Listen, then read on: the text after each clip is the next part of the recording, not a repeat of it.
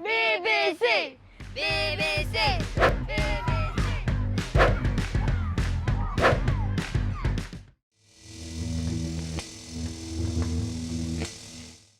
So the inspiration for the story is I thought about how as a child how I first fasted and my experiences. So like what I faced and how hard it was for me to start fasting, to begin fasting. So I used my experiences to slowly build the story up.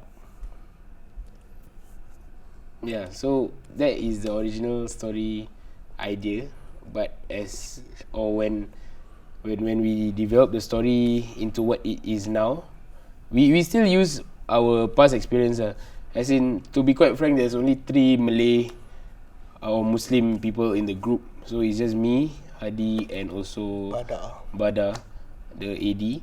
So we use our past experience when we were younger, our childhood experience, to give the best feelings, things that happen, occurrences for the audiences out there. Yes. What we aim for is for these like old people to, when they watch our film, we want them to feel a feeling of nostalgia and want them to think about how when they used to fast they went through this also. Yeah, I think that's what we really wanted to tell the people to let them experience, and for those who are not Muslim or who have never fasted, that is what it's like for them to fast. But of course it's a comedy, so we made it more comical, a bit more exaggerated, but whatever you see in the film, somehow that is what we really experience. And of course that's not the only thing we also want to teach the values, especially the values of integrity, the values of resilience, whether you can tahan, you can last through the day fasting, and the integrity of whether you are fasting or not, whether you did you try to cheat your way through or whatsoever. Like for our time, we used to tell the teacher that I'm just gonna gargle water, but somehow or other some parts of the water will enter. So that is just one funny incident. The most challenging thing for me is the competition scene, cause like you need to take note of a lot of conti, especially the hair for VFX.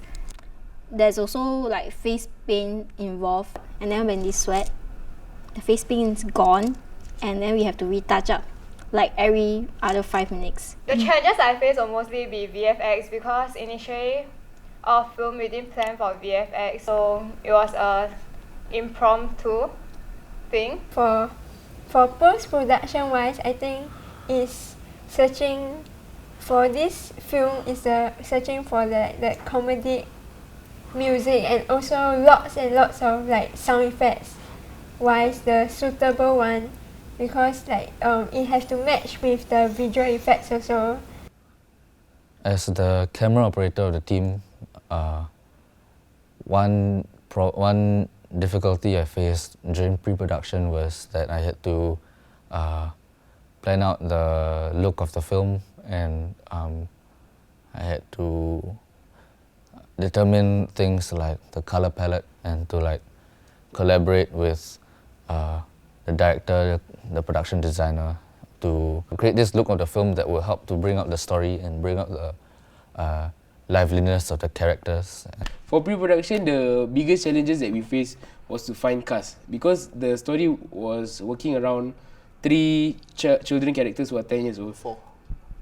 It was supposed to be 4. Yeah, initially it was 4. So we had one Malay guy, one Chinese guy, one Indian guy, and one Eurasian guy.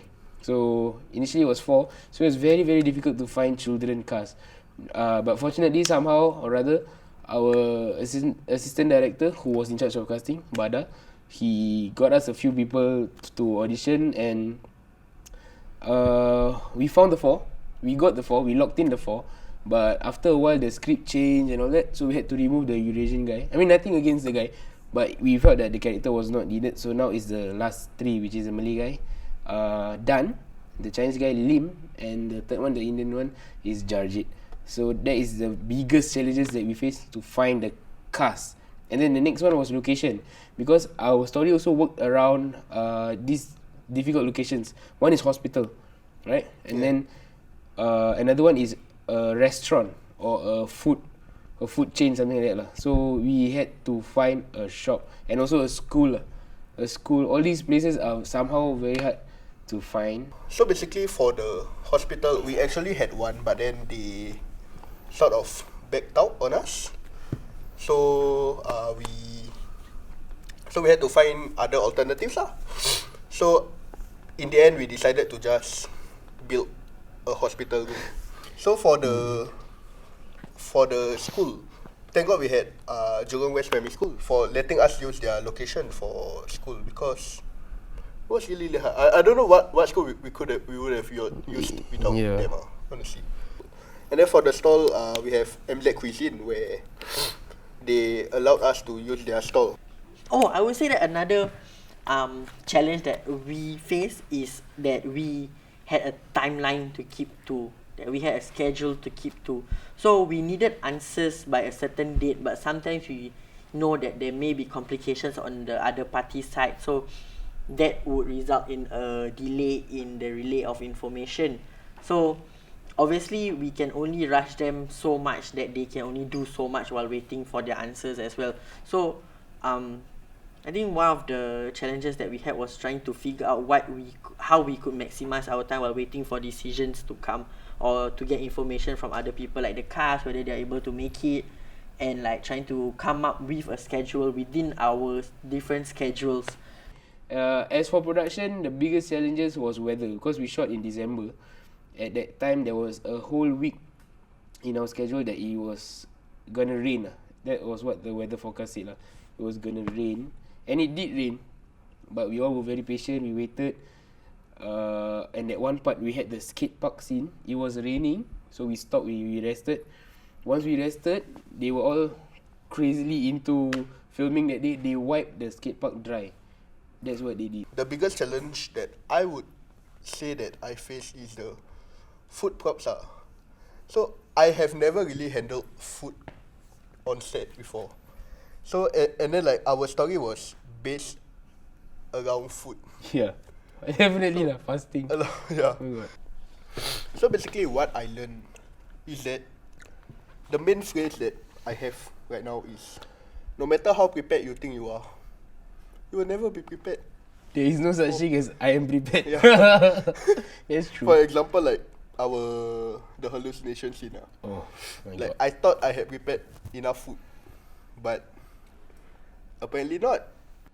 So basically, like there was a mad rush to fill in the table with enough food, and yeah, that was one of the days that was tough. Yeah. Yeah. And I just decided to be an angry director. This is not enough. This is not enough. Fill up food. Yeah. While he's over there sitting And standing up. snacking. I helped out, but I took out the snack and eat it.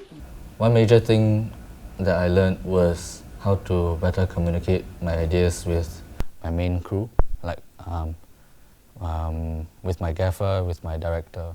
Not just talk to people, but also how to listen to people, like listen to my director on what decisions he wants to make.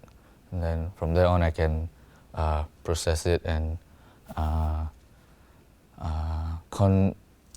translate it into whether it's a movement of the camera or the movement of the light or change of the lens. Yeah. For me, what I learned was like there will always be situations where like new problems or new obstacles will pop up, or like unforeseen circumstances will happen, or like last minute things, and then like instead of complaining about it, we always try to work a solution out as soon as possible, so that we don't like delay anyone's time or like waste any more money. And also like with that strict timeline that we have to like make use of whatever we can get lah.